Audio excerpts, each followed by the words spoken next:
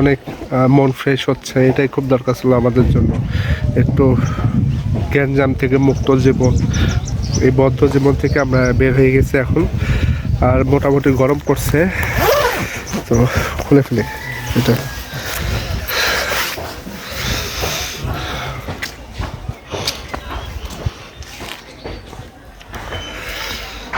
খুব এনজয় করছে এই জায়গাটা। আর এই জায়গায় এখন যেহেতু ঢাকার কোনো ট্রেনের খবর হয়নি, এই জন্য এই জায়গাটা এখন অনেক ইয়ে আছে, এখন অনেক ফাঁকা। আর ট্রেনের খবর হয়ে গেলে অনেক লোক টোক চলে আসতো এখানে। তো এখন এই জায়গাটা, এই সময়টা, এই সকালে ঈশ্বরদী ভাইব আসা উচিত। আর সব জায়গায় রেড সিগন্যাল, বুঝছো? এখন কোনো ট্রেন আসারও কোনো সম্ভাবনা নেই। হ্যাঁ,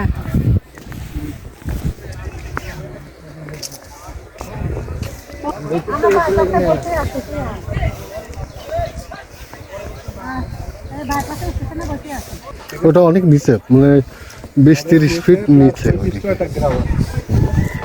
ওই গ্রামটা সুন্দর, আমরা গেছি, আমি গেছি। ওই গ্রামটার নাম কি বলে? কি যেন বাইপাস এরিয়া, লালপুর না কি যেন বলে, বাইপাস।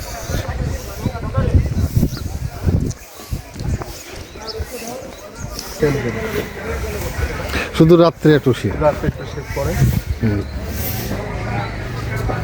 এখানে অনেক ধরনের অনেক প্রজাতির গাছ আছে।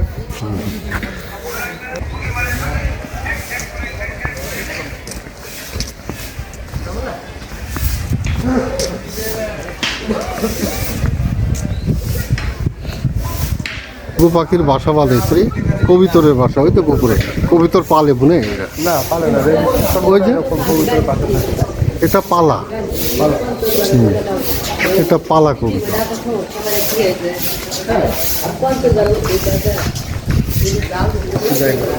এটা কি ঈদে এই মিনার, মানে নামাজ পড়ার জন্য নাকি? ও না, ট্রেনে ওঠার জন্য। দেখো এর ভিতরে কি সুন্দর শাকসবজি লাগাইছে আমার কাউন্টারের পাশেই। দেখো, দেখছেন লাল শাক সবজি, কি বলছো? মূলার শাক।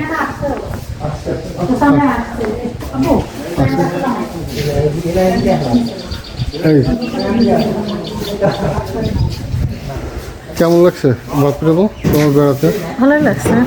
তোমার তো বেড়ানোর শখ, আর নিজের গ্রাম ভালো লাগে আমার ভালো লাগে সব সময়। ইনশাল্লাহ।